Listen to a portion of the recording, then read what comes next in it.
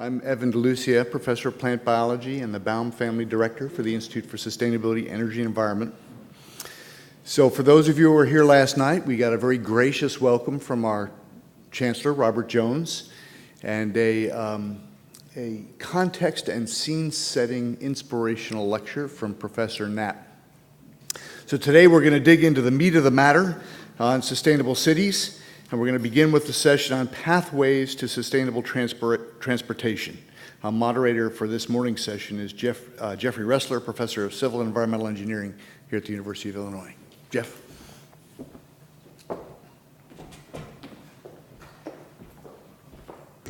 Good morning, everyone. I'm glad it's 8:30 and not 8. And it's my pleasure to introduce this session on pathways to transportation. And I'm really excited about the topic of this Congress, sustainable cities, especially since I'm engaged in a class where we actually have students in the sustainability minor on campus and civil and environmental engineering students together working on team projects that are tackling campus community sustainability challenges in Champaign-Urbana. And so it's been a real fun ride, what students really want to do and really want to discover. This morning, though, we have three distinguished speakers. Our first speaker, Professor Hani Mamasan, is from Northwestern University. He's a William Patterson Distinguished Chair in Transportation at Northwestern, also the director of Northwestern University's Transportation Center. He's had a career that spans many years in both transportation intelligence systems, also freights and logistics systems, multimodal systems, and as well as traffic science.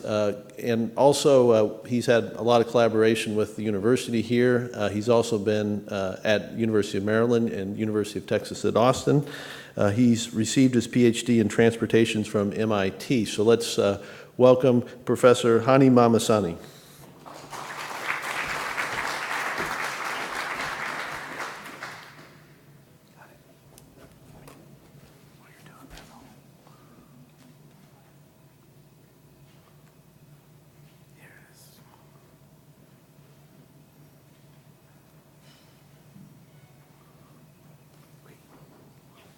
Thank you.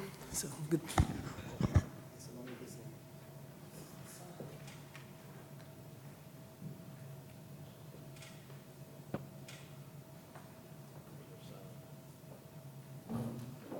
Hello. Yes, you can hear me. Okay, great.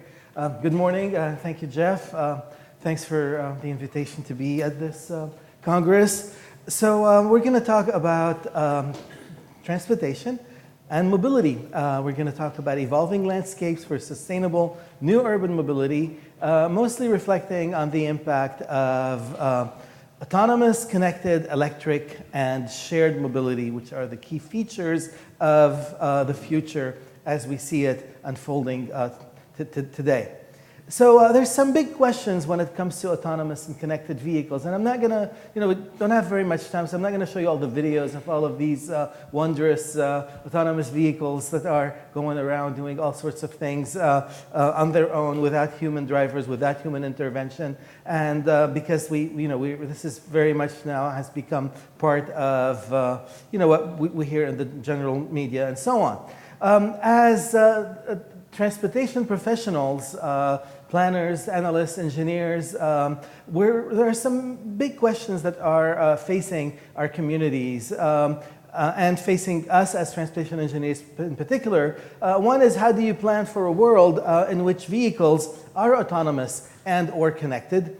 What are the implications for operations on facilities and in networks? How do you predict adoption of these new technologies, given so many uncertainties, both from a technology, policy, economics, new service models, and so on?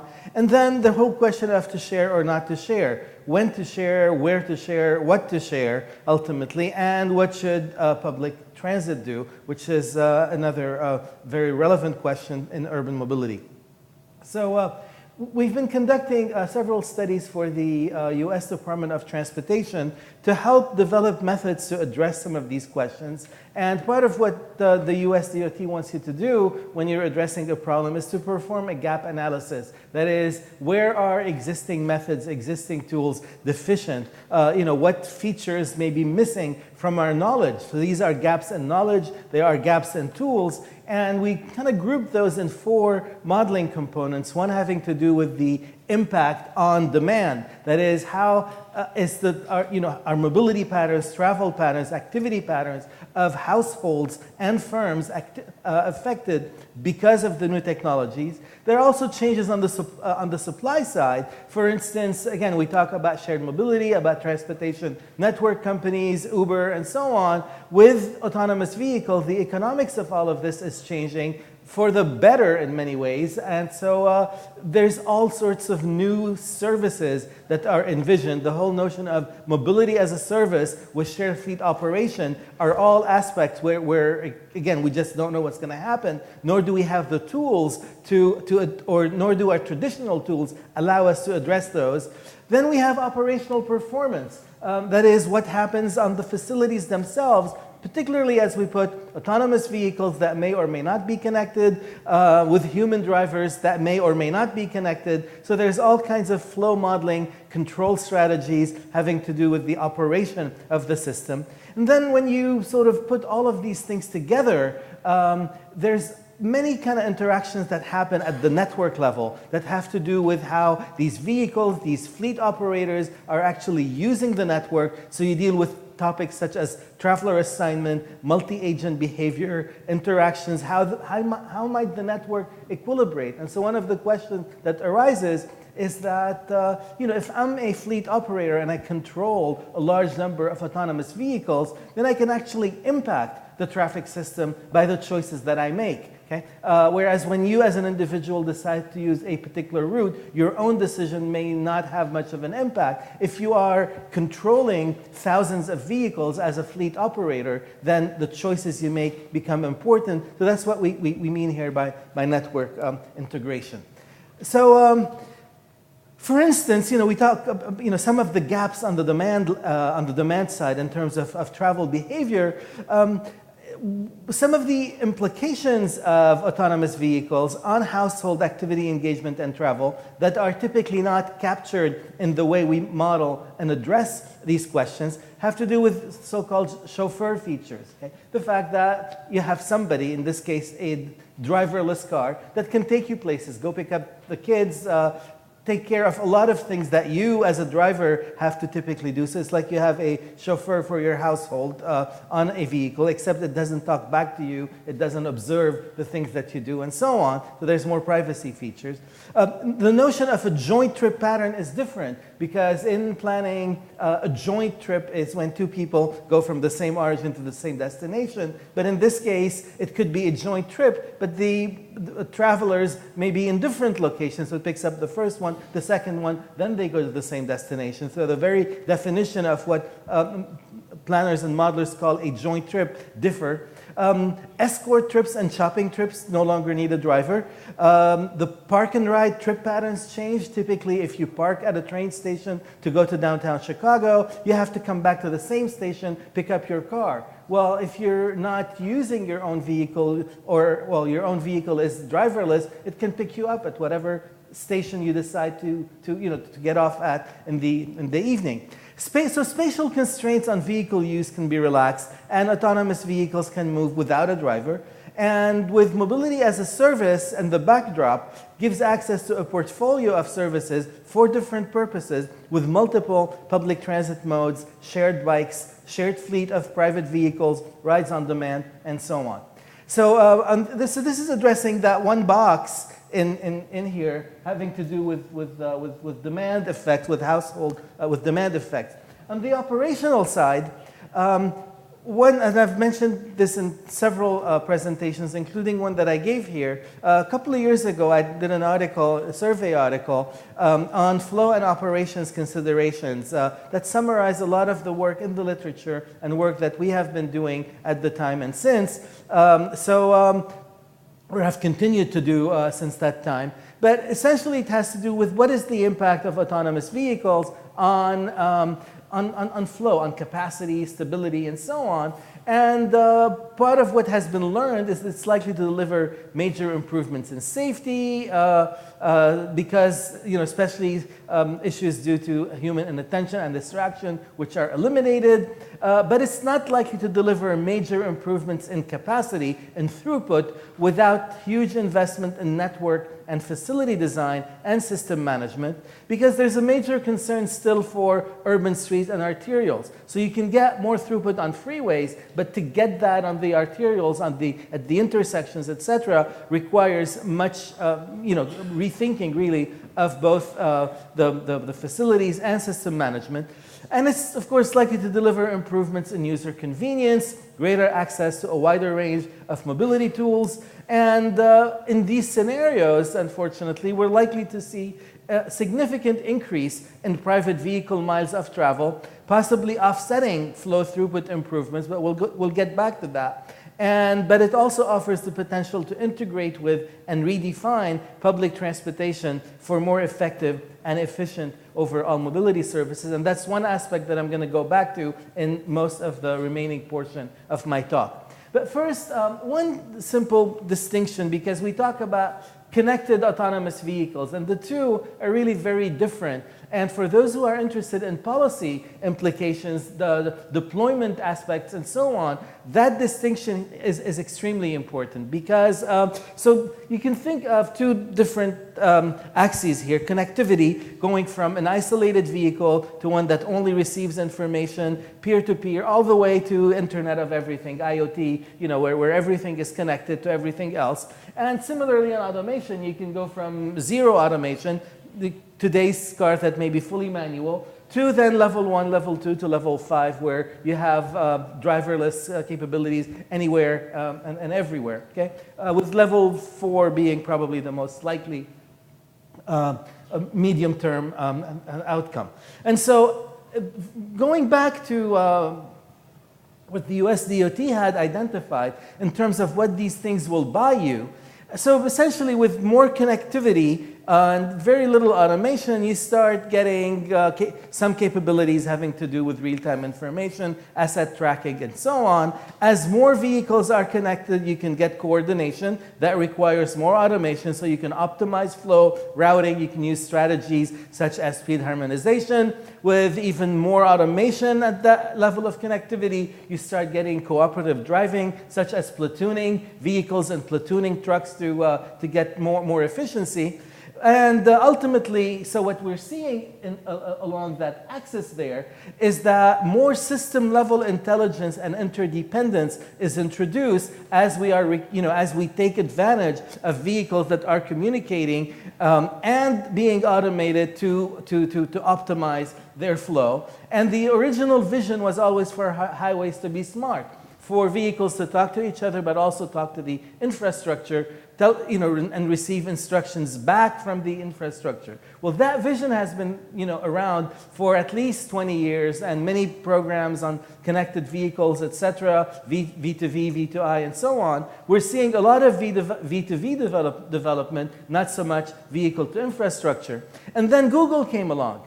And Google said, we're not going to wait for you to deploy all this stuff. We're going to put all of the intelligence in the vehicle itself. Okay? We're going to put the sensors, we're going to put the pattern recognition, and so on. And so it's a very different model from the one that was originally envisioned for connected, automated vehicles. We're now seeing automated, not necessarily connected, independent. And that means we can start deploying them, of course, much sooner, because we're not waiting for agencies to get their act together to agree on standards, deploy, etc. And that then weakens, in some sense, what agencies can do from a planning perspective, but it's really what then the market starts driving the demand for these capabilities. Now, what does the future look like? Of course, we can all speculate about the future. Okay, so we've talked about technologies, the autonomous, connected, electric, shared.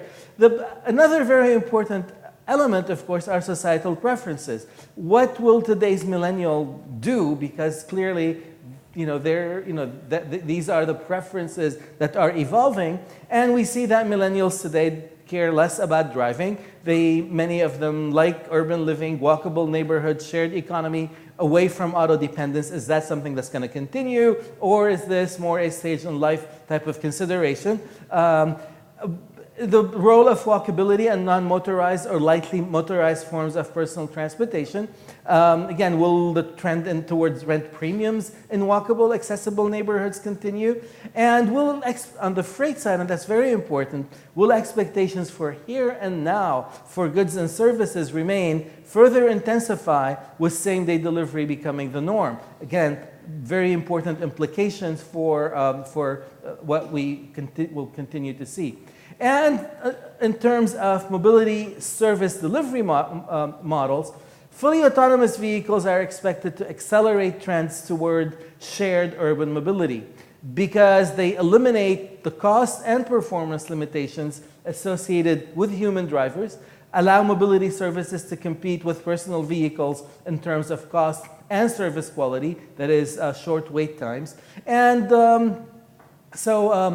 we expect to see a wide variety of autonomous vehicle fleet business models, and then the question is, what will become of public transit as we know it? And so, of course, there's this notion of mobility as a service, which is a popular concept among planners, certainly in Europe, but picking up in the US. In places like Helsinki, for instance, the view is that all mobility is essentially controlled by one agency with no private ownership anymore of mobility tools. And so in this view, everybody will have access to a portfolio of services for different purposes. Multiple public transit modes, shared bikes, shared fleet of private vehicles, rides on demand, and so on. And of course, would that do away with private auto ownership? Most likely not, for reasons that auto ownership is high, and and people will still want, or at least some people will still have a preference for ownership. So you're going to have a mixture of these things, but there's somehow. Or among the various mobility as a service options that are emerging, there are some less drastic options that combine ownership with shared fleet access.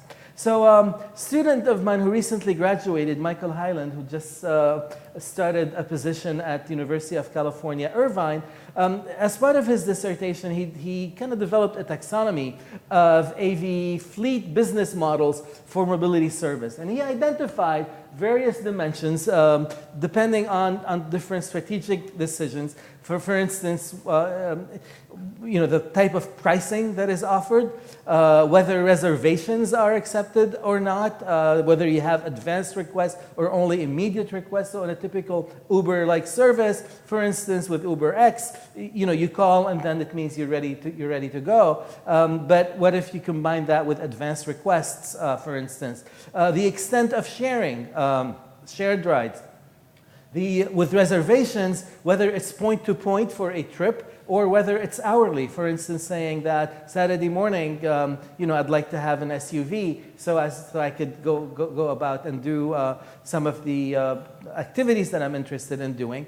And so likewise, whether you have a homogeneous fleet of vehicles or different types of vehicles that then you, as a subscriber, as a member, will have access to different types of vehicles at different times, whether the fleet size is variable or fixed, and whether, of course, we're dealing with electric or conventional vehicles or whatever fuel one may be dealing with. And so each one of these, and so similarly, you have tactical decisions having to do with repositioning the vehicles that has implications on parking, whether you divert en route vehicles, whether you hold the requests before assigning them. And he developed, as part of his dissertations then, a set of algorithms to operate these fleets in real time.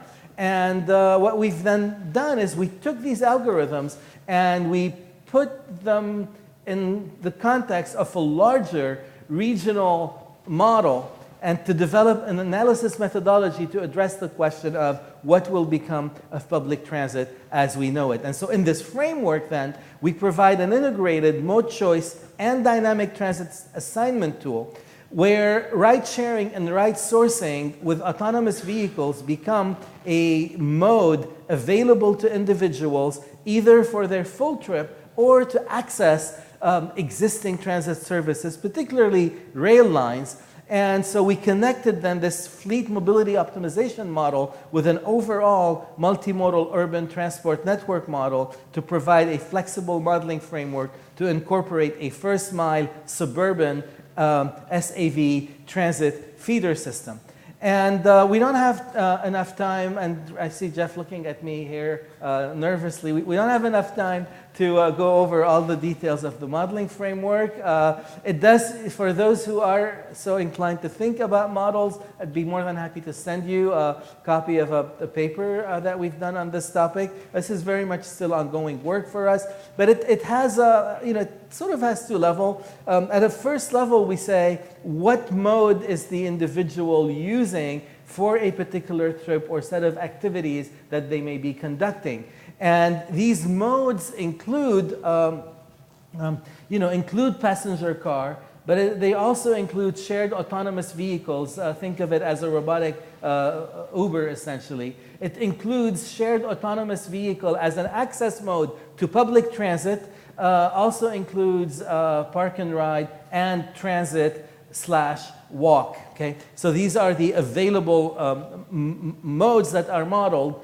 And given these choices, this interfaces with a lower level approach that actually takes these choices and then loads them onto the network, the multimodal transit network and highway network, to obtain the travel times, the waiting times, and so on, that result from that assignment. That is, we come up with the congestion levels that develop with these choices and iterate this and equilibrate it so that the choices that are made at the upper level are actually consistent with the level of service attributes, because these mode choices are made using variables such as prices, travel time, waiting time, whether you have a seat on the bus or not, and so on. And it builds on a tool that we had developed for the for CMAP, the Chicago Metropolitan Agency for Planning, and essentially it recognizes multiple transit modes: buses, rail, walking, bicycling, and we added to it shared autonomous vehicle fleets. Okay, these are these connected vehicles that are autonomous. Again, think of them as robotic Ubers, though with different possible business models as we have described previously. And in this framework, then, it's structurally easy to add new modes, including passenger cars, other highway modes, and so on. And effectively, then, a user has a choice of different access modes to different transit stations, whether it's bus stations or rail stations. And depending on their characteristic, the tool will assign them to these services and then determine how congested the facilities are, the vehicles, and in the case of SAV, then, our optimization algorithm is run to tell us what is the waiting time associated with getting a ride, what is the, again, travel time, how much transfer effort is going to be involved if you take the SAV to the train station, and so on. So we added, again, to that mix of modes there, that shared autonomous vehicle fleet as a first mile and last mile solution, okay, for users. So we've, and I'm gonna, so as I mentioned earlier, then we essentially have these algorithms to operate these access fleets, the shared autonomous vehicle fleets. I'm gonna skip those results. I'm gonna go directly to the application here, because there's some interesting, and it's an extreme one, in fact. Okay? So we took the Chicago area, where, if you're familiar with Chicago, there's actually two rail services. There is the the CTA service, which is more like your urban metro line or the elevated in most places, and Metra, which is the regional rail network. And so we have the full representation of the complex transit network in Chicago. All the bus lines, it's both CTA as well as the PACE buses. And we took Evanston. Evanston is the first northern suburb of Chicago. It's right on Lake Michigan. That's where Northwestern University is. And we said in Evanston itself, we're going to provide this shared autonomous vehicle fleet access service. Not in the rest of the area. For the rest of the area, we have the existing modes. But there in Evanston, we had autonomous vehicle fleets that we assumed them to be available. And we simulated the entire morning peak period from 6 to 10 a.m. with over 2.1 million trips in the Chicago area, but only 35,000 trips from Evanston. So we did the full network simulation, but only those in Evanston could actually use that particular option, that particular mode. We had 300 SAVs that were strictly roaming in Evanston, and the option of SAV plus transit then was, as a feeder service, was limited to a 2-mile distance from transit, but we're relaxing that in subsequent work. And we did 3 cases. The first case is what we have today, the base case of private cars, rail transit, and bus transit. We added to that, as another scenario, this SAV access. Then we did a third scenario. We said, now let's get rid of all the buses. No bus lines anymore. We keep the rail, and then we use the SAVs with the private cars, of course. And let's see what happens. And for pricing, we took current Uber pool pricing because we're providing a shared ride service, though with very strict constraints on how much deviation, how much extra waiting time, and how much extra travel time, and so on. So we took the current cost that we have for Uber Pool as an example for that SAV service, and the prices of existing transit, essentially. So we think we have reasonable assumptions there.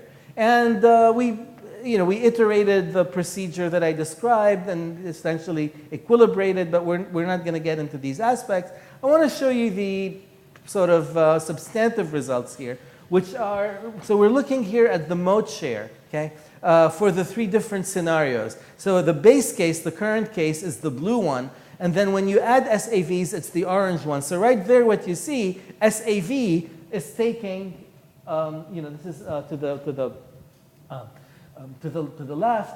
SAV is taking share from the private car, as we expect. So there's a 10% reduction in car share. And it's taking also a lot from existing transit. But then we have SAV plus transit in these 2 other cases, and also SAV plus walking. So what we see is 10% reduction in car share, 68% reduction in transit share, and also reduction in walking. And in our model, walking is determined by the assignment tool. And we see 26 increase in non-car share. So if you take those numbers for each mode and then just combine them into non-car versus into non-car and overall transit, you'll find 26% increase in the non-car share, but also 50% reduction in overall transit share. Okay, so another characteristic in this process is the probability of actually having a shared ride, because if you have, if there's too much deviation, again, the system will take you by yourself. It will not pick somebody else up, for instance. And so in our system in this area, we found that the probability of a ride being shared actually was less than 40%. It's 36.9 when you just add the SAVs. And similarly for SAV plus transit, the probability that it's shared is 41.6. But when we get rid of the buses, that goes up to roughly 50%. and the average walking time of the SAV traveler is only about two minutes here, goes up to 2.65 when we replace the buses for the SAV plus transit mode. So, summarized, our results is that the introduction of SAVs actually improves the overall service quality in terms of total generalized travel cost, the removal of buses allows comparable overall service quality to the case of adding SAVs, shorter walk, shorter wait, and in-vehicle travel times. And the equilibrated system with SAVs tends to be more cost beneficial to the average user than the base case. So there is, again, a net improvement for the users. And if you look at the in-vehicle travel times, wait times, fares, etc., you end up doing almost better on all of these different measures. So what gives, essentially? Part of what we're trying to do was to have initial forecasts, essentially, of what could happen under these scenarios. And we're not advocating, of course, getting rid of public transit. In fact, we're trying to make the opposite case here, which is that it's really important for transit agencies to realize that the advent of autonomous vehicles, of shared fleets, essentially, it can be really disruptive for them. And what we're saying transit agencies should do, they should embrace change, rethink how to best accomplish their mission.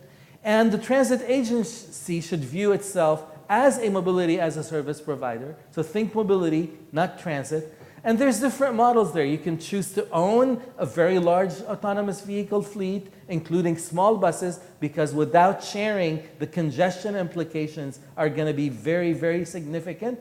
And then provide some form of SAV operation. They can contract out with third parties. Lyft and Uber are lining up to be such contractors to provide these same services with varying degrees of control. Or you can basically say, let the private sector work out a preferred profitable business model while facilitating intermodal access. And different cities are going to try and do it differently. Again, Helsinki wanting to essentially own and operate everything. Many U.S. cities keeping, letting transit, essentially contracting out certain services, and others now saying, we don't, that's just private sector is going to take care of it, probably in some smaller areas. But where we see the real opportunity is for transit agencies to really redeploy and rethink their investment, rationalize the transit network, focus on high frequency, high capacity, high service quality services, rail, bus rapid transit, and then rely on SAV fleet services for all the local area travel and access to high capacity line. There is nothing more efficient than rail to get workers to downtown Chicago during the peak period. There is nothing more efficient and better quality of service, and so that's where transit agencies ought to focus, and then let these shared autonomous vehicle fleet services offer the access. And so that's really the main conclusion there, and my time is up, so thank you, Jeff, for letting me continue. There's probably no time for questions, but that's Jeff's prerogative. We can have time for a question. Good question. Yes. Go ahead. So thank you for the presentation. Say in a scenario where the rail or bus network is not expanded, you would have, as you showed, you'd have an increase in demand for the autonomous vehicles. Do you think that would lead or need an increase or an expansion in the existing road infrastructure? I'm sorry, the existing what? If autonomous vehicles are adopted widely yes. and demand goes up, would we need to build more roads or widen existing roads? I don't know that it's a question of building more roads. I think we need to think qualitatively different capabilities, particularly at the at the urban arterial intersection level. I think freeways will give us more throughput, but all the scenarios we're now doing are showing increases in VMT of about 20+%, 30%, and for congested network, that's really stressing it. Okay, so the answer has to be more sharing ultimately. And with that more sharing, the congestion implications are going to be huge. But I don't think road building is really what is envisioned in this case. The idea is to make existing roads that much more efficient, but it has to be managed very carefully. And connectivity and autonomy gives us the ability to manage things more efficiently because we can control the routing as well of the vehicles. I want to follow up on that question. The mobility as a service, I've been to some Latin American countries where they have these shared ride services for many years, and it's caused severe congestion. Small buses, cars, randomly picking people up wherever and just completely smothering roadways. I'm taking your thing with shared services to an extreme, but would we introduce that problem again? No, I think you answered it because you said randomly. Okay? We're not talking about randomly. We're talking here about optimizing these services. And so, in fact, most of the shared rides that we're getting now have at most 2 people. So we need to get more. But the idea is if you route with very sort of strict, we're not talking about people just randomly stopping these vehicles. We're actually picking people up. And so, and so that will avoid, I think, these issues. But by and large, the existing model of giving rides and then, etc., is introducing a lot more VMT because of all of the empty trips that are introduced there. So by sharing, we start kind of absorbing some of that extra overhead that we're imposing on the network. Okay, let's thank Professor Mahmassani.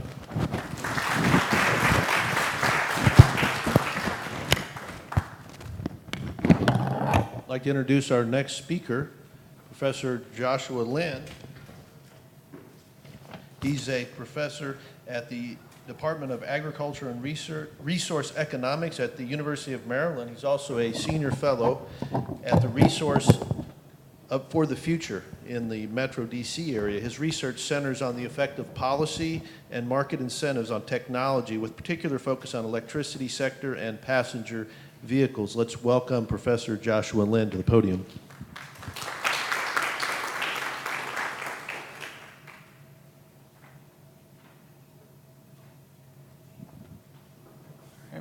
Thank you. It's a pleasure to be here, and thanks for coming. So I thought I would try to distill a few lessons that my co-authors and I have gotten from a few recent studies that we've done, sort of distill those lessons, which really have to do about how households in the U.S. make decisions about what vehicles they want to own and how much they want to drive them. And so we'll develop some lessons based on recent trends and consumer behavior, and then think a little bit about the implications of these trends for these deep questions about urban sustainability that we're contemplating during these 2 days. So the plan is that I will first, just go through each of these 3 main points very briefly, and then go into them in a little bit more detail, and then discuss the implications at the end. So first of all, when we look at overall vehicle miles traveled, or VMT, we see that the growth in VMT looking over a period of several decades has been really strongly correlated with growth in income and growth in employment. And those are really the 2 major driving factors explaining vehicle miles traveled growth. The implication then is that, absent changes in the way people behave, absent major policies that are really sort of affecting, a broad set of these households across the country, we should expect this type of VMT growth into the future. And so that's then going to present some challenges for thinking about how do we manage some of these societal costs of all of this driving, the congestion and the pollution and the accidents and so forth. Things could be even worse in a sense if we start thinking about the implications of new technologies, some of which we were just hearing about in the prior presentation. Generally, these technologies, which I'm going to be, when I talk about technologies, I'm including things like ride-hailing services, Uber, Lyft, that sort of thing that we're already pretty familiar with, as well as new technologies about connectedness and automation that into the future may be transforming the way that people think about travel, and in general will be reducing the cost of travel. That doesn't necessarily have to increase total travel, but it seems like a pretty good bet that it will. But when we look when we think about sort of how much these technologies are being used now, there is still time to sort of develop sensible policies that are going to both promote the economic advantages of these technologies and also manage some of those societal costs. So we don't need to hyperventilate about what's going on here. We have some time to think this through carefully and try to sort of foster the good and manage the bad. Then when we look at plug-in vehicles, and so here I'll be including anything with a plug, so whether it's a hybrid vehicle, meaning it has a big battery and a small gasoline engine, or whether it's an all-electric. When we look at sales of these plug-in vehicles in the US, these sales have been growing rapidly. They may be sort of overtaking conventional hybrids sometime soon. And I'll be talking a bit about the federal policies that we have that are promoting these vehicles and thinking about how local policymakers should be the types of incentives they should be giving for these vehicles in the context of these federal policies. All right, so like I said, I now wanted to talk about these things in a bit more detail. So first of all, let's talk about vehicle miles traveled growth. So first of all, about 10 years ago, a bunch of people noticed, those who were following data coming out from the Federal Highway Administration, I guess I would include myself in this group, people who sort of watch these data very closely, they noticed this pattern shown on this diagram here. So if you look at the solid curve at the bottom, that's showing you VMT growth since 1975. And if you look over on the right side of that diagram, showing you sort of a leveling off and even a drop in VMT towards the latter stage here. And so there's a lot of interest, and people noticed this was going on. And it wasn't just about the recession, the economic recession. Those recessions are shaded in gray, just for context. So it wasn't just the recession going on, and so people started looking for other potential explanations for why was this VMT growth slowing. Various hypotheses were introduced, things like these millennials, which I'll define as people born after 1980. They didn't have as many driver's licenses, they didn't own vehicles, they weren't driving as much as previous age groups. That's one possibility. Maybe people were shopping online instead of taking shopping trips. Amazon was sort of this new thing at the time. Maybe it was the aging, sort of aging of the overall population. That we had these baby boomers who were starting to retire, and when people retire, they tend to drive less. So these were various hypotheses sort of advanced. We took a look at them and decided that really it's just, the answer is kind of boring. It's just the same thing that's been going on was just continuing. The same thing that was happening is just continuing, meaning that income growth and employment are really the major drivers of total miles traveled. And that's what this diagram is indicating here. So on the top of the diagram, you're looking at, the top curve is the data from the Federal Highway Administration, showing you an increase in total national VMT from 1995 into the mid-2000s. Then we see a drop and then a subsequent increase. Those blue triangles are the estimates of national VMT from the National Household Travel Survey. So those estimates are somewhat different. This is based on a household survey, which is a different methodology from what Federal Highway Administration does, but showing a similar general pattern, that those triangles they sort of grow in the beginning, then are flat, and then grow at the end. The dashed curve is the predicted vehicle miles traveled, just accounting for changes in income and employment. We also adjust for age, but that turns out to be really a tiny portion of what's going on. The main drivers are income and employment. And when we use those changes in income and employment, we see the dashed curve fit the data quite well, where we see an increase in the beginning, leveling off, and then subsequent growth. So no evidence of wide-scale changes in behavior, changes in the way that people drive their vehicles once we control for income and employment. So the implication then is that so looking into the future, unless the future looks a lot different from the past, we should expect 1 or 2% annual VMT growth. So now let's take a closer look at these millennials, and I must admit that part of this is sort of my interest in these millennials is a little bit personal. That the traditional definition is people born in the 1980s.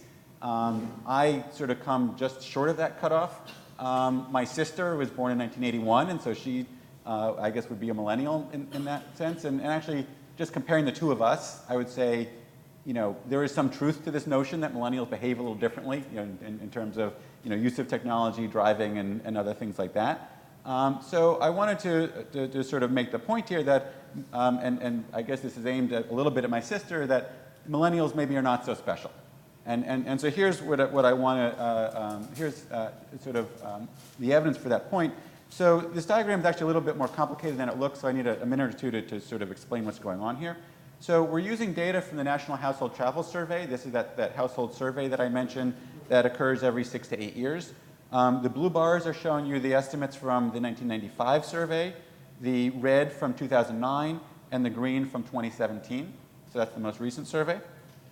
We're plotting on the vertical axis is total household miles traveled after adjusting for things like employment urbanization and population density and things like that might affect travel. So once we control for those things, on the left part where we're looking at people who are in their 20s at the time of the survey, comparing the different surveys. Right, so the bar on the left were people who were surveyed in 1995 and at that time were in their 20s. So these are generally people who were born in the late 60s and early 70s. The red bar on the left, those are the millennials. And we see that they actually do drive a fair bit less than that previous age group. Right? They drive about 10% less on average. But then when those millennials went from their 20s into their 30s, as we see on the right, they actually don't look that much different from the previous age group. So those millennials, they were in the red bar on the left, but then they moved to the green bar on the right. And so they don't really look any different from the previous age group. So the millennials, once they got to their 30s, on average, were not acting any differently from the previous age group. So maybe they're not so special. And to sort of tie that back into what I was saying earlier about income and employment being the main drivers, once these millennials got jobs and got higher income, they started driving more. So that means, again, coming back to this sort of urban policy, we ought to expect lots of VMT growth in the future. Okay, so now let's talk about new technologies, and we'll talk about mainly talking about ride-hailing services, which I'll be using that term to describe companies like Uber and Lyft, and basically expansion in the travel options that people have. Right, so it used to be that if you didn't have a vehicle of your own and you wanted to travel, hire somebody to drive you somewhere, you had to get a taxi of some sort. But now these services are offering often lower prices, more convenience. I'm not trying to make an advertisement for them, but that is what they offer. What this means, from an economic standpoint, is that people have more options, and so from a private standpoint, they're better off. Right? If you suddenly have a new option and a new travel option, you can take advantage of that, and that's going to leave you better off. And so from a private standpoint, there are going to be benefits to people from these new technologies. From a societal standpoint, of course, there may be costs, right? If people are using these technologies more, we already had some discussion about some of the implications, the traffic congestion that may arise, the additional pollution from all these additional trips. It doesn't necessarily have to be the case that total miles traveled will go up because of these technologies. There are some counterexamples one can construct. So, for example, suppose that you used to drive to work, but now you realize that you can get a cheap Uber Lyft to the nearest train station and then take the train to work. Right? So that may actually reduce your total VMT in that particular case. I'd say most of the evidence so far is suggesting that overall VMT is going up because of these technologies, not down. But let's sort of take a step back and think about, how far have we come so far because of these technologies? I mean, I'm guessing that a large fraction of the people in this room have used these technologies, but one doesn't want to just do a survey and extrapolate to the country based on people in this room. We want to look at actual data where people did actually survey households across the country, and let's see how much they're using these vehicles or these services. So I'm going to go back to that National Household Travel Survey. Again, this is a survey of households across the country. Generally, between 100 and 200,000 households are being surveyed at a given time. And we'll compare what was going on in the 2009 survey versus the 2017 survey. 2009 is before we had these services. 2017 is after they've been introduced. One complication here is that in the 2017 survey, they actually combined taxis with these other services, and they call them for-hire vehicles. So we really wanted, the best we can do is compare taxi use in 2009 with taxi plus Uber plus Lyft and anything else in 2017. And so the two bars on the left are showing you the overall percentage of national vehicle miles traveled coming from these services, from for-hire vehicles. And we see that it's 0.4% of total travel in 2017. So in other words, 4 out of every 1,000 miles are accounted for by these services. So at least so far, I'd say a pretty small number overall. Now, of course, when we look at certain subsets of that group, if we look at urbanized households living in very dense areas, large metro areas, those percentages do go up. In some cases getting close to 1%, but still always below 1%, maybe 7 in 1,000 miles at the most. We can look at the use of these services by income group. And so this chart here is dividing the entire set of households into 4 groups based on their income. The group on the right is the highest income group. Those people do use these services the most. That's not surprising. Almost 0.7% of their total miles traveled is coming from these services. What I think is interesting to notice is what's on the left, which is the low-income households. They also use these vehicles a lot. And that's, I think, maybe worth pausing and thinking about that, and I think sort of reflecting the fact that many of those low-income households previously had few transportation options, and now this increase in transportation options is going to be benefiting them. And so they're actually using them. Those low-income households actually use these options a lot more than those middle two groups. But again, coming back to the main point, overall, we don't see huge use of these services, even among these subsets of the population. Sort of suggesting that, at least in most locations, there is some time to think about, again, how do we think about sort of promoting the benefits that these technologies offer, the increase in the greater options that people have, but at the same time trying to manage those societal costs that may come from the higher miles traveled. So there's some time to think about these things. So let's now talk about plug-in vehicles. And so again, when I say plug-in vehicle, I mean anything that needs a plug. So it could be a hybrid plug-in, so something like the Chevy Volt, or it could be an all-electric, something that doesn't have any gasoline engine at all. When we look at sales of these vehicles, you're looking at the top in blue, showing you the market share of conventional hybrids, so things like the original Prius and that sort of thing, things that don't take a plug. This market share in the US peaked at around 3% on this chart in the sort of early 2010s. And then roughly coinciding with the drop in gasoline prices, we see a drop in that market share of those conventional hybrids. At the bottom, you're looking at sales of the market share of plug-ins, and we see steady growth. And at the very rightmost part of this diagram, those two lines are getting very close to one another. This is showing data through the second quarter of this year, of 2018. So I imagine if once we can extend this out a few more quarters, those two lines may very well cross. Now, of course, there are lots of policies that are promoting these plug-in vehicles. We have at the federal level, there's support for research on batteries and integrating the batteries in the vehicle system. We have a tax credit at the federal level for buying these vehicles, up to $7,500 for buying one of these. We also have lots of local and state policies that are promoting these vehicles. So I want to talk a little bit about these policies and think about sort of the interactions between what's going on at the federal level and what's going on at the state and local level. All right, so again, at the federal level, we have these subsidies. We also have special provisions in the greenhouse gas emissions standards for passenger vehicles that effectively overcredit these plug-in vehicles.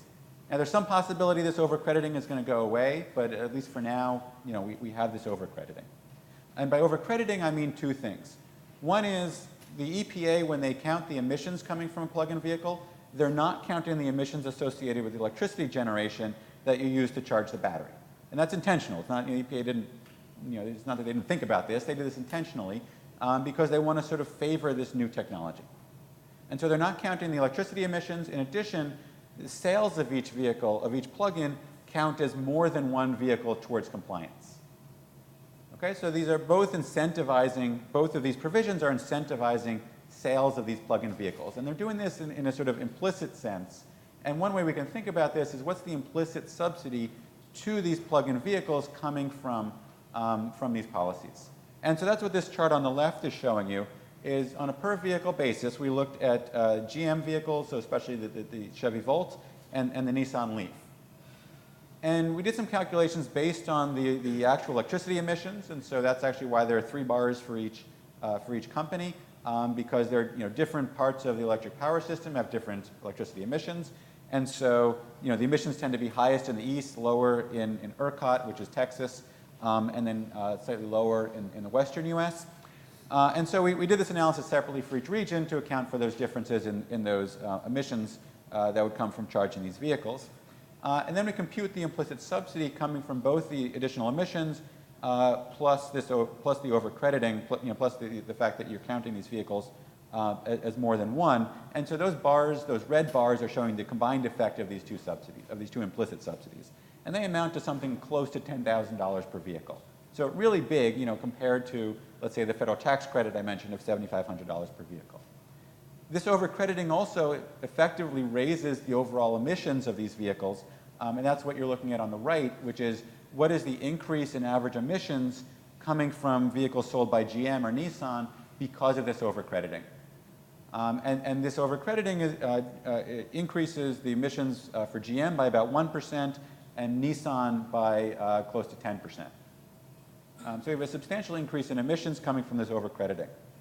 So from the standpoint of thinking about state and local policy, because of this overcrediting, as it turns out, any additional plug-in vehicle that you incentivize at the local level is actually going to increase national GHG emissions.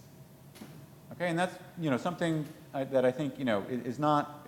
Some people I think have sort of caught on to this, but it's not generally known among all people thinking about these policies that at least in the short term, if you have a local say a tax break for buying a plug-in, you're actually going to be raising national GHG emissions for each electric vehicle that you sell.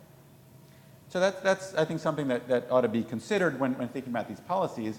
And in that sense, local and state policymakers can be thinking about the types of policies that will be promoting these vehicles in the long term. So thinking about what are the local issues that are really specific to this area that would need to be addressed in order to sort of enhance the market for these vehicles. So thinking about the need for public charging infrastructure, right? That's one thing that the federal government may provide some support, financial support for that, but that's really a local issue, thinking about where should we put these charging stations. Or thinking about consumer information. I mean, do people know enough about these vehicles to make an informed decision? What's the level of awareness? Do people have much familiarity with these vehicles? Those are the sorts of things, that sort of information provision that local and state governments can make. They're not by themselves going to be transforming the technology, right? No matter how much you subsidize vehicles in Champaign, Urbana, you're not going to be driving battery research on a global scale, but you can address these more local issues, I think effectively, and that would be a more positive role for local and state policy rather than just simply trying to sell as many of these vehicles as you can. So let me sort of summarize, kind of recap those 3 main points, and think again about the implications then for urban sustainability. So first of all, VMT growth. Here I think it's a bit of a downer that income and employment are generally, that's what's driving this VMT growth. And so unless we have major changes in the future from what's happened in the past, we ought to expect future VMT growth to be similar to the past.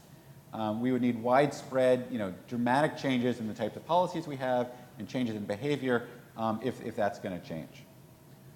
On the other hand, when we think about these new technologies and the implications for miles traveled and vehicle use, it's I think sort of tempting to get sort of caught up in the hype and the excitement over. It's not just hype; it's also I think real excitement over the sort of what this new world may look like. But there's time, and there's time to think about what we ought to do again to promote the benefits of these technologies and manage the potential cost to society, again in terms of congestion and accidents and pollution. And then finally, when we look at plug-in vehicles, right, we see the market for these vehicles has been growing, largely I would say supported by policy. And cities, I think, have an opportunity here to try to address those issues that are really most specific to those cities that may be sort of holding back the growth of these vehicles. So that is not just subsidizing more sales of them, but thinking about those specific things about that city that may be reducing the growth in those sales. So again, I want to thank you for inviting me here. It's been fun. Looking forward to the rest of the day, and also to some discussion. Thank you. We have time for a few questions.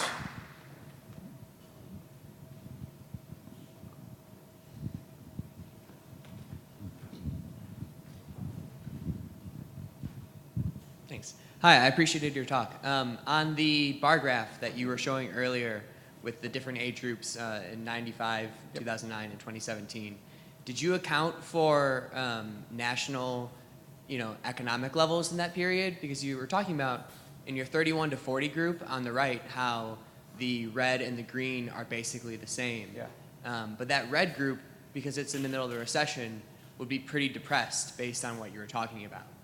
So is that sort of, when you're drawing your conclusions for this, are you considering the fact that without the recession, that red bar would probably be significantly higher? Yeah, so these bars are controlling for income and employment and actually a bunch of other stuff, but those are the main things that we're controlling for to try to sort of make a direct comparison between these age groups for exactly the reason that you said.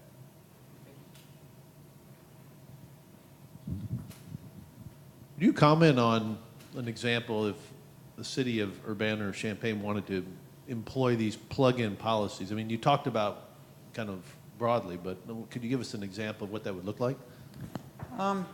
Yeah, so it may sound kind of weird to hear that, the auto companies may not be advertising as much as they should be, but there are various reasons why, the sort of public awareness of these vehicles may not be as high as would sort of be socially optimal.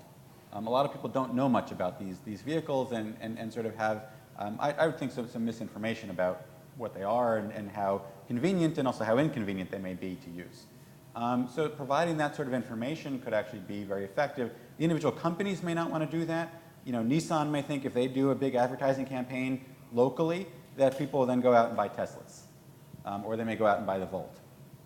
So there may be sort of societal benefits to providing some information about these technologies, and wouldn't be very expensive either. A lot cheaper than offering tax credits for selling these vehicles.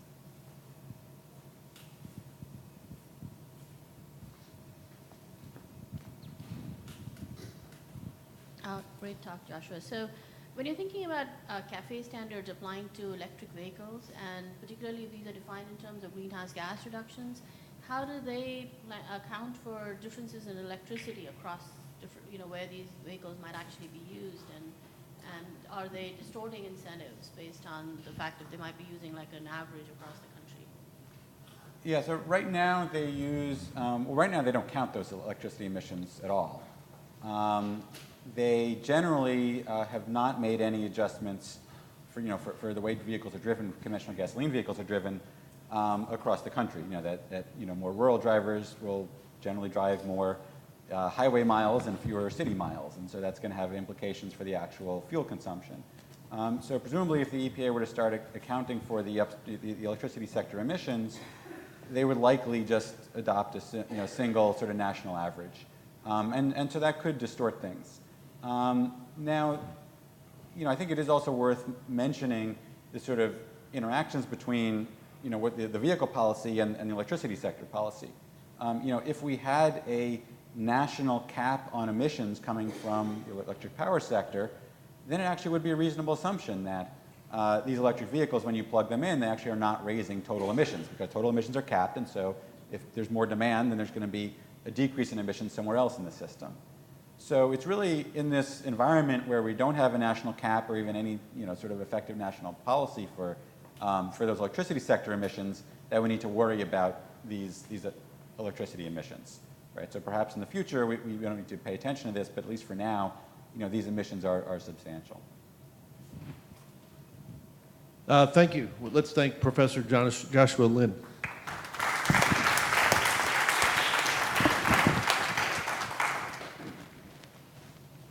Our next speaker is Professor Yanfeng Ouyang. He's a professor in the Department of Civil and Environmental Engineering in the Transportation Engineering Group. He's the George Cramble Endowed Professor of Rail and Public Transit here at the University of Illinois. His areas of expertise and research are in modeling of transportation, logistics, and infrastructure systems. He's been here at the University of Illinois for more than a decade, and we're glad to have him here. And he's got a PhD from the University of California at Berkeley. Let's welcome Professor Ouyang to the podium.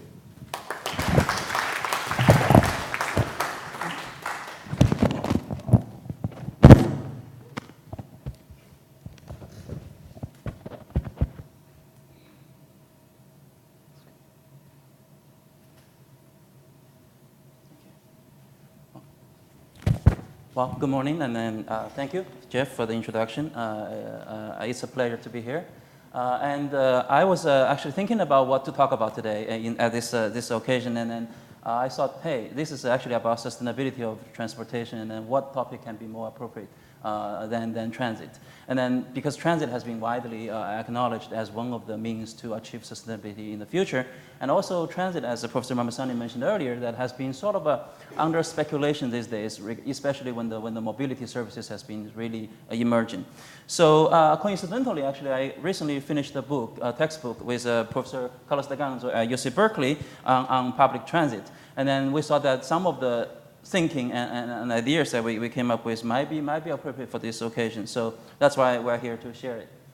I guess we would agree that actually the sustainability of our transportation systems are sort of really at stake these days, at least partially because we have all kinds of sort of projected the growth of both the car ownership, at least in the foreseeable future, as well as actually the travel demand. We do not really see that actually diminishing in the near future.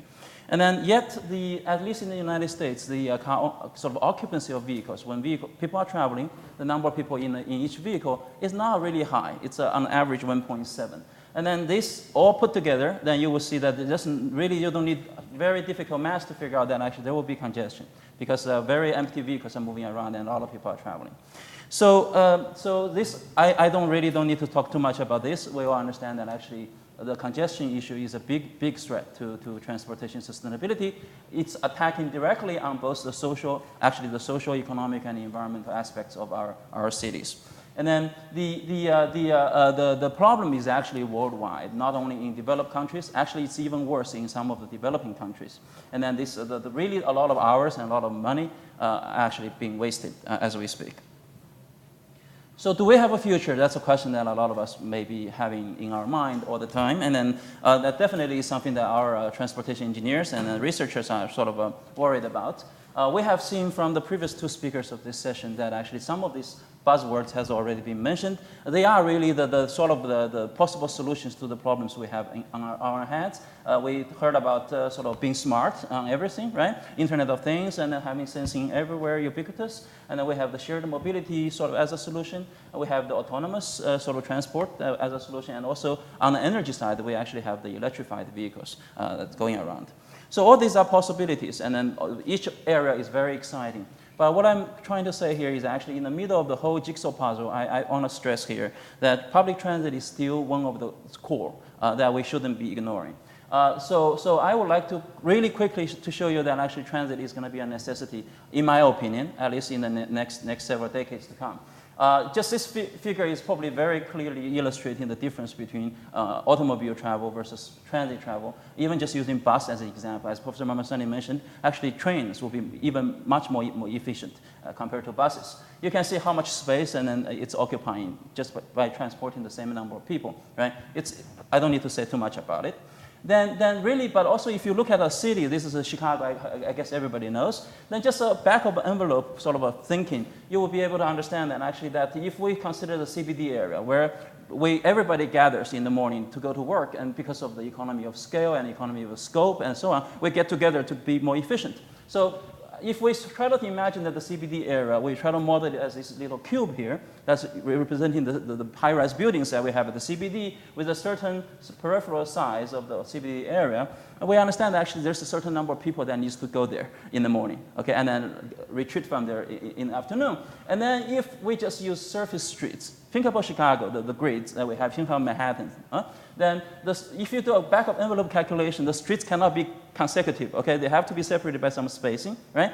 And then also the capacity of each street is limited. There's just this many amount of traffic that can be allowed to pass through those streets. You do a simple calculation, you will realize that actually the capacity of those streets cannot sustain the travel that's needed in the morning. The congestion is going to happen. So that's why in big cities near CBD areas, transit is going to play a significant role. So this is just so we understand that transit is very important. And then the question that I want to talk a little bit about here is actually then how do we provide transit services to the public? And understanding that in a city, most likely the passengers are coming from many places and going to many places. Then some of the basic sort of networks that we have seen in the literature, you see a lot of variants in the real life. But then some of the basics include some loop systems where actually you have some vehicles going around and then picking up everybody and dropping off everybody along the way. Then you have hub and spoke systems, and then you have one transfer point, and everybody is collected and distributed through that hub. Then transfer happens at the hub. And then you have actually the bigger grids where transfer can happen at many other places. So I hope you can see this in your daily life. If you don't, then I have some examples for you. This is actually the first chart on the left is actually a campus transit system where I graduated from undergraduate studies in China. We are trying to purposefully try to sample different systems across different continents. And then here, the campus transit most likely will take a loop structure. And then actually, I also know Berkeley also has a bear transit that goes also a loop across the campus. And then also in Dallas, this is a rail system. Then actually, I'm sure everybody has been to Dallas airport. Then actually, the transit system actually goes through like a loop through several terminals. These are the loop examples. Then you also must have seen, I hope you recognize the left-hand side, that's our own CUMTD sort of weekend, or evening bus, actually. Okay, I hope you can see that actually there's some sort of hubs nearby the campus area and actually spikes around into the peripherals. And then, interestingly, the rail system, Stockholm in Sweden, you can easily see that's also representing a similar pattern in the network structure. I'm going to come back to this comparison in a moment. But then the grids, then in San Francisco, a city actually similar in size to Stockholm, then actually the buses, the minibus forms a grid, a very dense grid. And then actually in Tokyo, in rail, Tokyo is probably one of the largest cities in the world, and actually the metro system actually forms a grid. It's really a mess, but you know, it's like a grid, sort of a deformed grid. So one question we were asking ourselves is that actually, what do we get out of all these different maps? And then how do we actually have the basic understanding of how we should actually form the basic networks, such as to serve the demand in a city? So one thing that actually we analyzed, I cannot show any maps here, but then essentially the idea is that actually we are really interested in two things. Essentially how the size of the city is going to have an impact to the network structure that we see. The second is that how does the sort of wealth level, the economic development level, that's going to have an impact on the city transit system. You can imagine we care about the developed countries as well as the developing countries, and we care about how the urban sprawl is going to have an impact on the transit system structure. So just to give you some example here, so just to show the result. Some sort of a back-of-the-envelope type of calculation again is that actually if we plot the average passenger door-to-door travel time, this is sort of the level of service, how well we are providing the service to the passengers versus the level of investment. The level of investment is sort of represented by the total route distance that we provide to the passengers, how much agency is running the service, how much route mile we are running. And then for any given city size, here we are trying to understand the investment level, how much we put into the construction of the transit system, how is that going to affect the different network structures. We plot the passenger experience as a function of the level of investment, how much agency put into the service. Then it turns out that actually these curves look like, you can see the three curves. And then the O represents the loop system, and then the H represents hub and spoke, and then the G represents grid. And you can see clearly, it's interesting that when the city has not too much to offer, like a campus, okay, then it turns out that actually they probably should actually just construct a loop system. And then when the city is sort of in a sort of mid-size, in a sense, actually their investment level is in the middle range, then the hub and spoke is appropriate. Actually, it's from an economical point of view, it's really the best you can provide out of the limited resources you have. And then if you really have a big city and then you have a lot to invest, then you best to go to grades. So that's why actually the sort of to summarize, I hope you remember the several maps I showed that actually why campuses most often provide a loop. Seems that our engineers have done their job right. And also then the Urbana-Champaign, the college town, seems to be building hub and spokes, and the big cities are using grids. So sort of this qualitatively tells you why and how we should actually provide service under different situations. We are also interested in that when the urban sprawl is happening, when the city is changing size, see, we fix the amount of money the agency has to invest. And then we now change the size of the city and then see how the picture will look like. So what we do is that actually for a given investment budget, we try to look at how we can, sort of how, when the city size is changing, and then we try to compute again, the same y-axis is actually how much sort of a door-to-door travel time the passengers are going to experience, and the x-axis is actually the city size. For a given amount of investment, it turned out that actually the loop again is good only for small areas. And the like, you can see as the city increases its size, then the best sort of network topology shifts toward the hub and spoke and the grid. So in the future, a city planner or maybe an engineer is looking at what to do. And they know the amount of money they have, they know the city size they have. They should have a qualitative understanding what type of network they're looking at. Then this is actually sort of shows the sort of the transition we're trying to show you from the campus to a college town and then to a San Francisco-like city. Okay, then you can see the different level of structure. But we are also interested in seeing, hey, what if all of a sudden we are comparing between buses versus metro, right? The investment is very different. And then so what we used to have for bus, we can afford to build longer distances, and for metro we cannot afford the same amount of route distance we serve. So if the expense for the same investment budget, and if we actually instead build metro instead of bus, then it turns out actually the curve looks, you can see the difference, I hope, right? And then actually the loops will become much more appealing just because we don't have money to invest, right? Then this actually explains why, especially I want to show you this. Actually, Stockholm and also San Francisco has similar size. But then you can see that actually the bus system actually goes into a grid already, but then the metro remains in the hub and spoke. This sort of explains a little bit why different cities should be making their different decisions as we move on. So this sort of gives a little bit background about sort of our thinking about how cities should be choosing their service sort of networks. But then we also want to talk a little bit about here that actually the transit system we have been talking about here is really the traditional sense. That actually we talk about we have routes, we have stops, and people come to the stop and then they wait for the bus to come and then they get on, right? Compared to driving, if we plot this time and space, then I hope you understand that actually we have a space, people go from origin to destinations, and then we have time, right? People depart their home at different times. Then if two passengers are traveling, their trajectories, if they drive, their trajectories probably look like that, right? They go through time and space in 3 dimensions. And then transit really, if they take transit instead, they're actually going to have to wait, look at the bus route, right? That's most relevant to them. Then they look at the dotted line is really the bus trajectory. That's available. I hope you see that actually it's moving back and forth. The bus is going along the routes back and forth over time. And then the passengers have to sort of really overcome the last mile. Really, it's the last mile and the last half an hour issue. They have to wait for the bus. They have to then go to the bus stops to have accessibility, right? So this is sort of really one of the biggest sort of barrier for people to adopt transit service.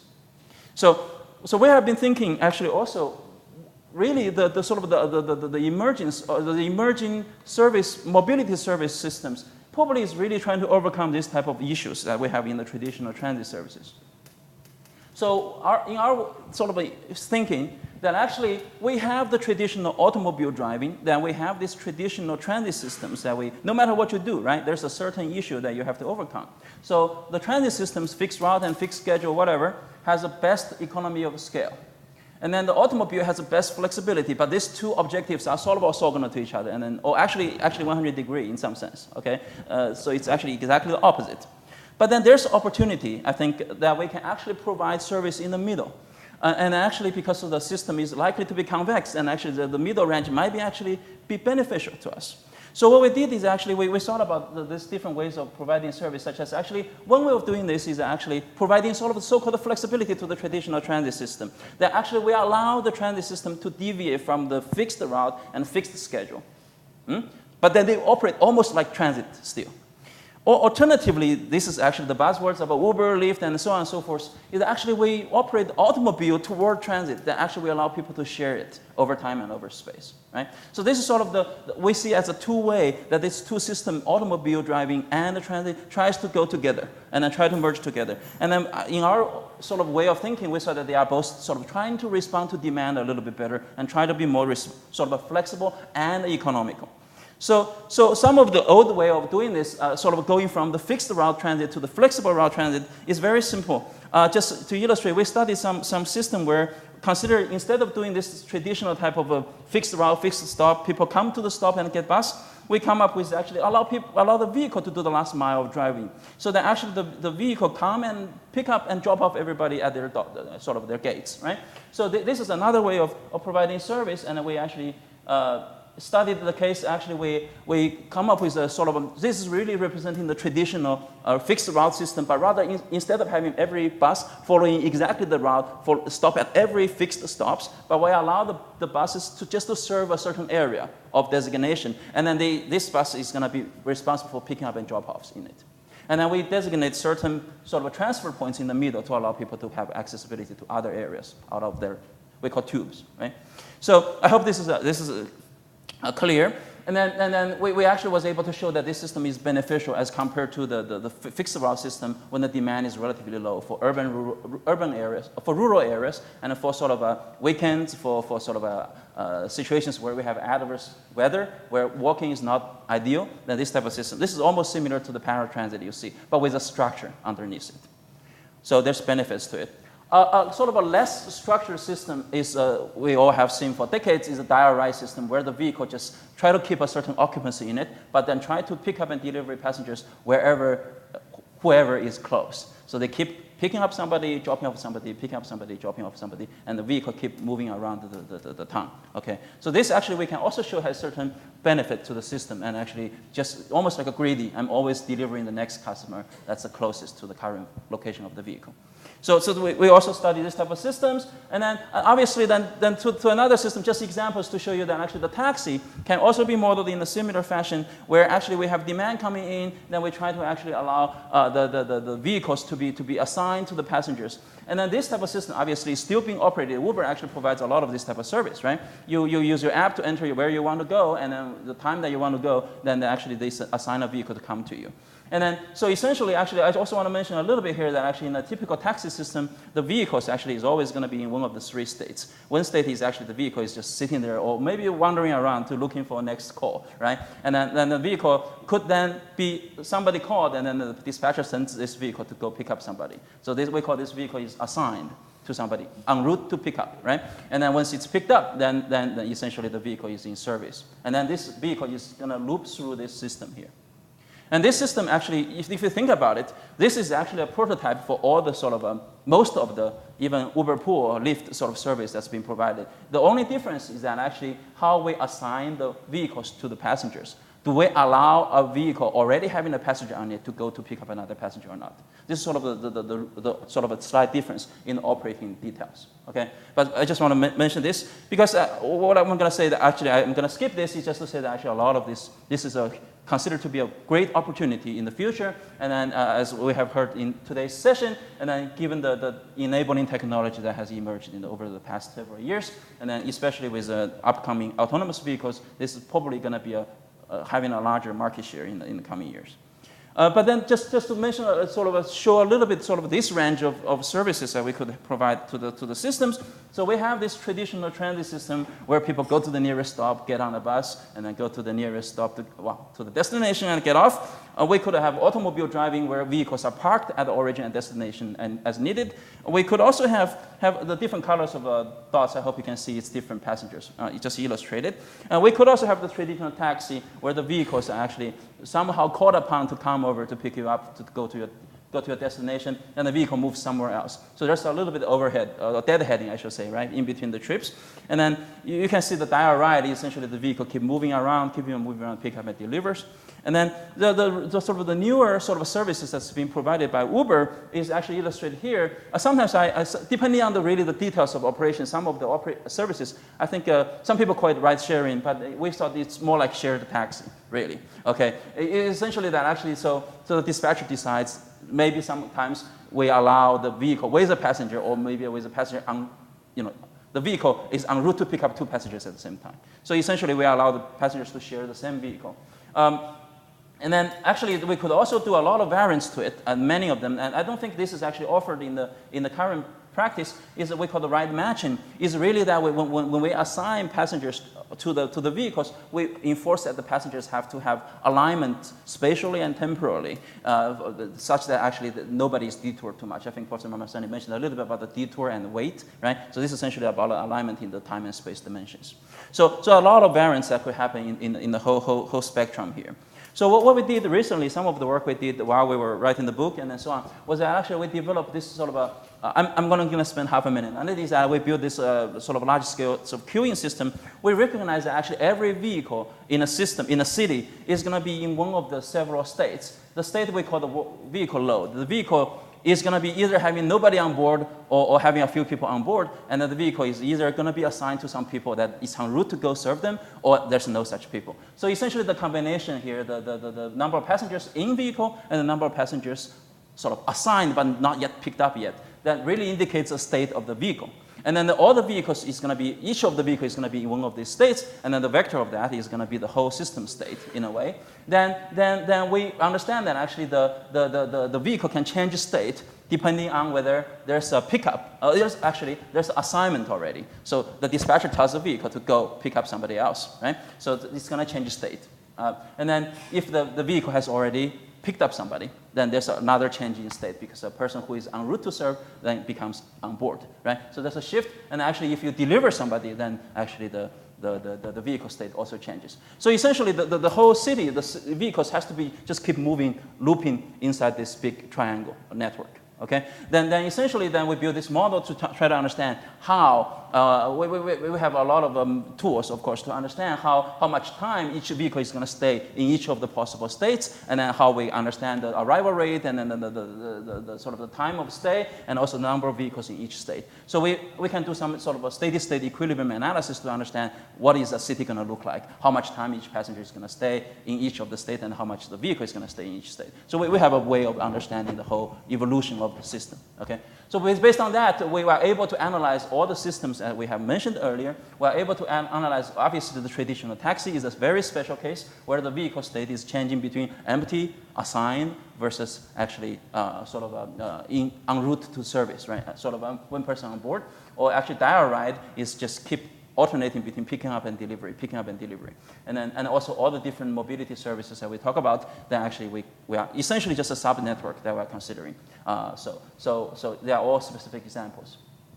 So with this type of models, we are hoping that we can use this as, again, sort of give some insights about how different type of services is able to provide different type of different type of services is going to perform under different situations. For example, one of the big questions that we were trying to hope to answer partially is actually how the passenger experience in a city is going to be like as versus the fleet size we invest into the system, right? It's always a sort of the trade-off between agency investment and how the service is provided. If we do the best we can, this is actually the sort of the best we can under different ways of operating the system. As you can see, the conventional transit, we have a curve there. I hope you can see, and then we have the sort of the auto. Auto is a dot. This is actually assuming every person just drive when necessary, right? And they have parking space, so that the sort of in terms of the travel time, we are not even considering congestion, but just say, this is a minimum travel time. That's a benchmark.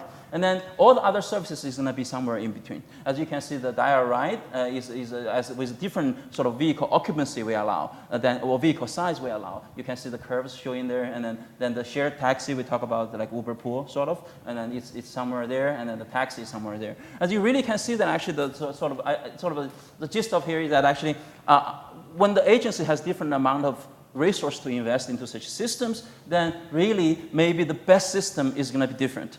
And then this sort of, we hope this model would give us sort of a back of the envelope type of intuition about when you are doing a business in Urbana-Champaign, maybe you should do a little bit of analysis like this. I'm going to try to sell this model to you. Then actually you can figure out what type of service you should provide first of all, and that will be the best for your passengers, right? So I hope you can see, and we can actually consider that what if we have a San Francisco, that all the fleet size shift to the right, as you can imagine, because demand is much larger, the area of the city is much larger, everything is actually considered. And then if we have a Beijing or Tokyo, then it's another story. As you can see, when the city gets bigger, conventional transit actually has a larger sort of a likelihood of being the best because of the density of the demand, right? That's what we have heard, that the transit and trains are really, really important in big cities. You cannot just get rid of it. So this is sort of some of the things we hope this sort of gives a little bit guideline about this.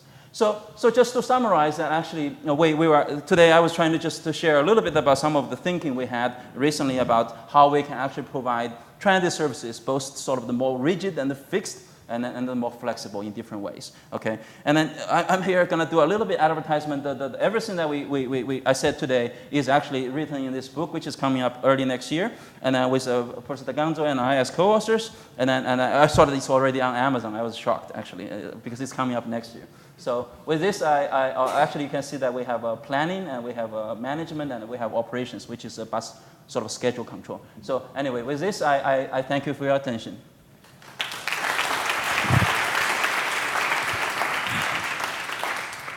We have time for a few questions.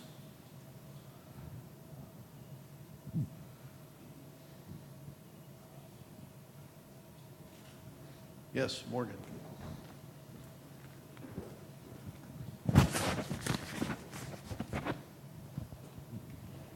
Hello.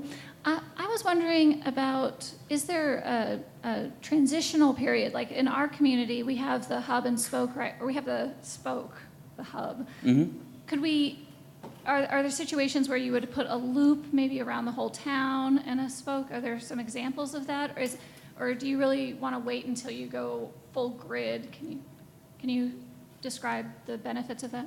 Yes, that's an excellent question. Actually, those are the sort of idealizations of the systems, right? And then actually, the real world, you never see really like nice, like exact, distinct systems. The real world systems are very often a sort of a hybrid of them. So here we show these several sort of extremes in the spectrum to show you the distinct benefit and the costs of each, right? And then actually many of the cities actually, I probably hinted a little bit when I talk about the flexible route, is actually it's a hybrid of the two. Very often it's very efficient. If you next time look at the Washington, sort of a DC metro system, look at the Beijing metro system, they actually forms a sort of a grid in the middle, and then the spoke coming out of on the peripheral. This actually turns out to be a better system, but it's a hybrid. It's just like a transplanted system. And then so I was trying to say that, answer your question, that actually I'm not expecting that you choose distinctly one or the other, especially during the transition periods, especially near the boundary where the system efficiency is about to cross each other. But then I think that actually some sort of a transition, if the planners and the engineers would have some transition in mind to allow, to sort of build toward that direction would be really, really the key, I think. So I don't know if I answer your question. Yeah.